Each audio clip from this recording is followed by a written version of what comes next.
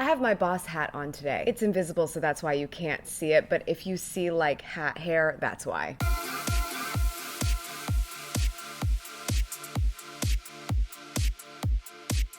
Good morning, good life. Welcome back to Amy TV, where we come together to help you go after the life that you want. And today is another episode of Wine Wednesday. What's my tagline again? It's that horrific joke that doesn't get old to me, except for the part where I don't remember it.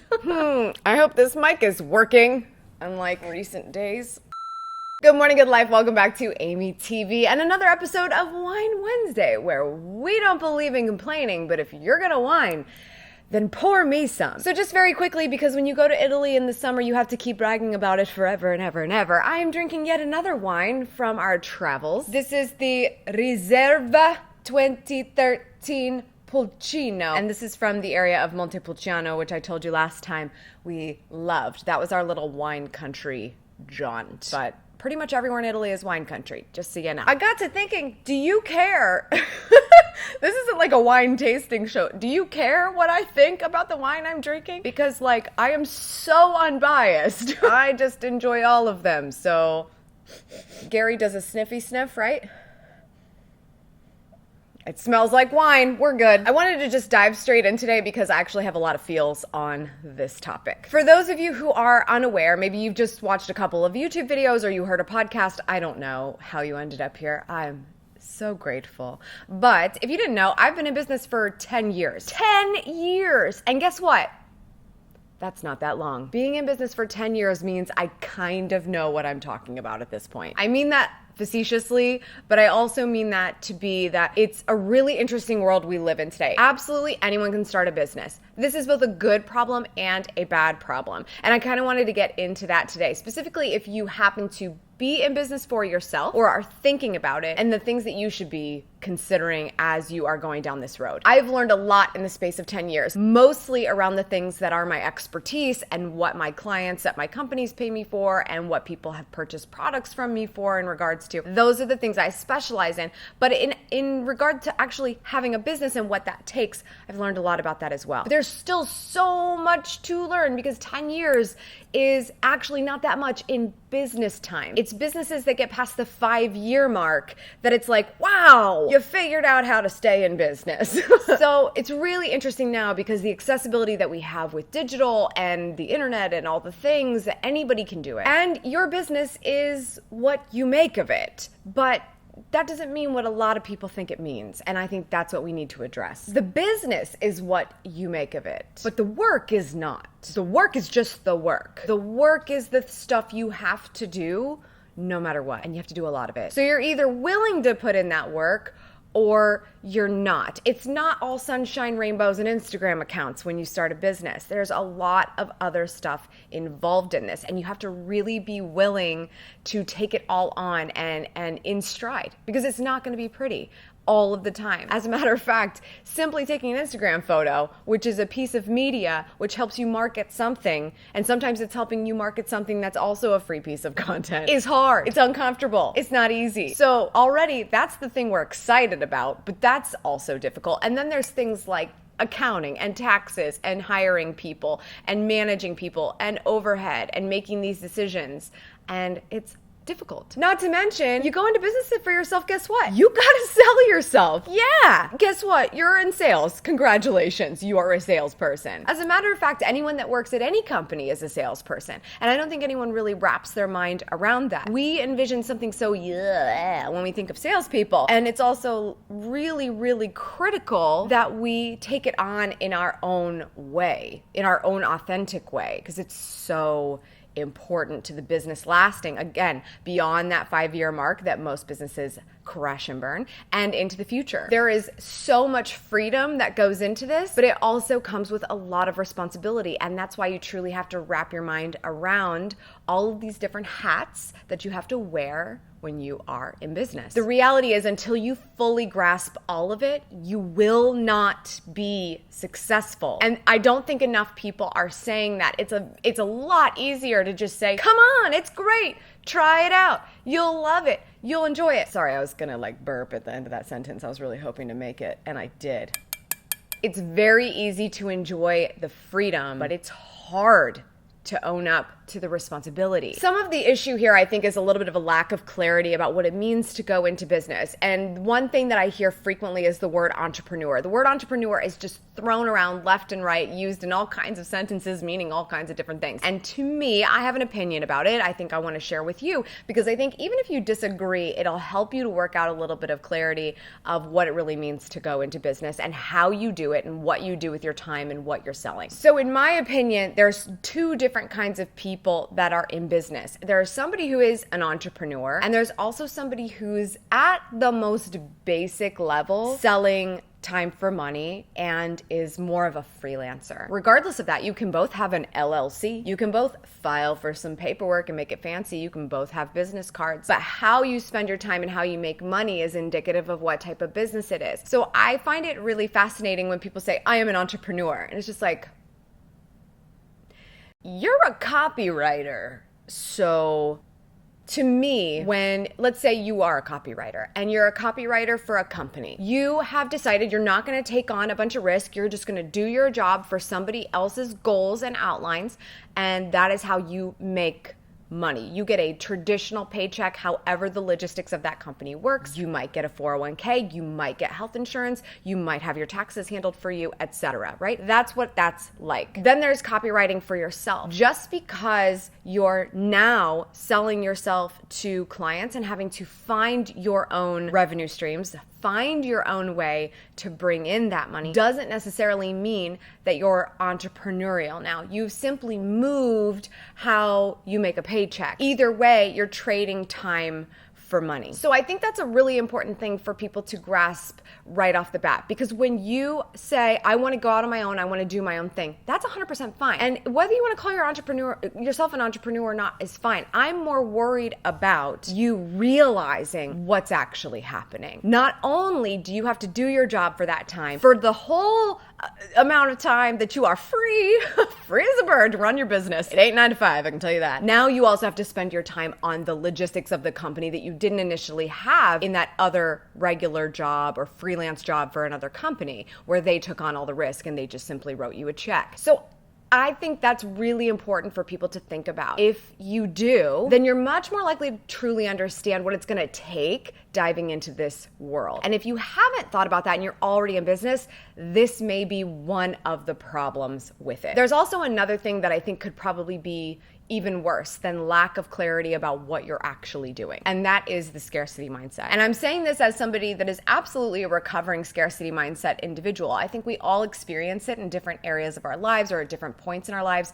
And it's either the only way we think, or it's just something that happens to pop up in certain pockets of our lives, just kind of depending on who we've surrounded ourselves with, how we grew up, and just the way people have talked to us in our lives. I'd like to think that growing up as a young, impressionable person is different now, and that we're more likely to be around people who will allow you to think bigger and not think in such scarce circumstances. But at the same time, we're also so much more harsh and hard on each other. And so I don't always think that that's the case. But anytime there's a way to combat scarcity, I think that's super important. So what does that mean in business? Maybe you're not paying somebody to do a job that's a $10 an hour job because you think it's cheaper for you to do it, but you're trying to get yourself, especially if you're selling time for money, to a $150 an hour place. How are you going to get yourself to be $150 an hour if you're sometimes doing $150 an hour tasks and sometimes doing $10 an hour tasks? Average that out. Figure out how much you're spending over here. You're not actually making $150 an hour. So when we don't pay people to help us, there's a scarcity issue there. And it's about getting to the real problem. One of the commandments that I've talked to my team about, identify the real problem. It's very easy to complain or just say this is how we've always done things, etc. But identify the real problem. It's usually linked to scarcity. A couple of other examples of this is not paying for skill development. So do you think you want to go to a conference but you don't want to pay for the ticket? Well, do they have valuable content? Maybe they have a good atmosphere of people you could network with. Then you should be thinking about how you can pay to go to that and spend the time on it, because it's going to send you into a further better place. Another thing is thinking that you should always get free stuff in return for media. You know, it's so typical these days for somebody to tweet a company and say, I want this free product and I'll tweet for you or I'll Instagram for you. And guess what? It doesn't matter how many followers you have. You're right. You could make a difference for that brand. But Why are you doing that? Because you're giving yourself a commitment to technically get sponsored by somebody who's not even paying you. They're just sending you product potentially if you get them to do it. And it's all because you don't want to spend money on something that you actually find valuable, which is why you're asking for it in the first place. When we don't want to pay people for their thing,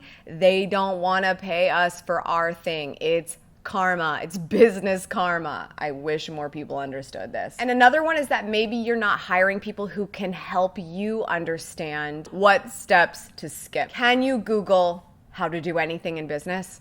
Yes, you can. Go right ahead. Can you Google your time away if you're trying to build a business at the $150 level per hour and not the 10? Yes, you can. And there's definitely things that are something you should Google. And I challenge you to consider the next time you tweet somebody you adore to ask them a question and it's actually something you could have Googled. And it's not really an opinion-based type of thing. Google it. But at the same time, could you hire somebody who could advise you on the fastest track to the thing that you're trying to do? If what you're Googling is one step in an 80-step process to take your idea to fruition for something that somebody can purchase, then maybe it would be best to take a course on it, to hire a coach on it. The more scarcity mindset that we have in everything that we do, the more likely there's a lot of things wrong in our business. And I think that I definitely have identified with this so much. There are things that I just felt such an emotional connection to that I thought for sure I needed to do. It had to be on me. But the more I've come to terms with why, asking myself why is that, I've found that I got a lot of brain space back, got a lot of time back, got a lot of excitement back in what I was doing, and got off the hamster wheel. You can't do everything. You can't. I've tried to do everything and be perfect at it, and it doesn't work. So I'm here to tell you that. That's free information for you. Please take it, because you will fail if you think that. There are many things that I have failed on in my business,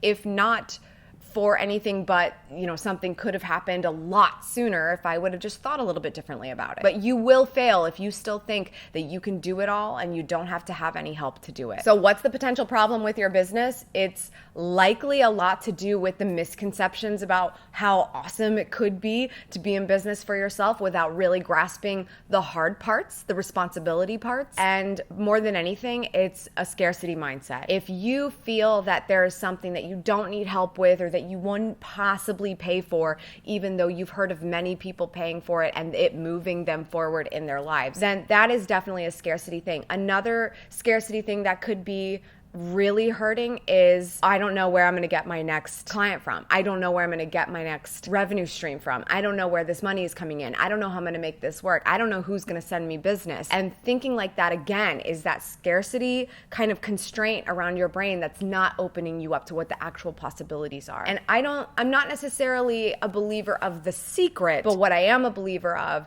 is if you think negatively, you are attracting more negative than you are positive. When you think more positively, you see with those goggles more often. And I don't know about you, but I would love if they're sitting in front of me, I'm going to choose the positive goggles over the negative goggles every day of the week, because if nothing else, I need something to put me in the right direction. I would love to hear from you if you are an aspiring or current business owner. Share a comment below and tell me what has been the biggest challenge in your mindset so far. Whether you have taken the leap or not, what is something you feel has been holding your back? Holding your back?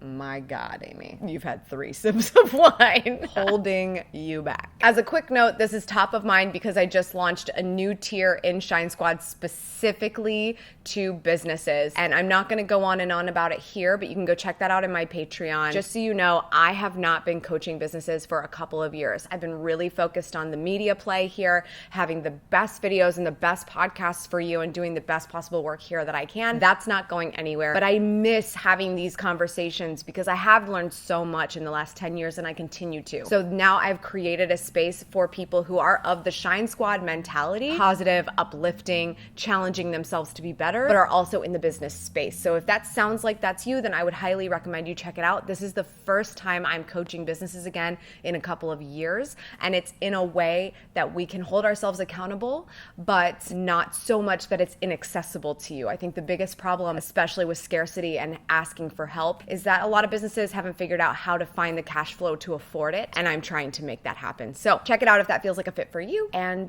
thanks if you do. That's all for today. Thank you so much for tuning in. I appreciate it as always. Make sure you subscribe for good vibes, kiss the ones you love, and go after the life that you want. Cheers. Wow, this is a lot of pink.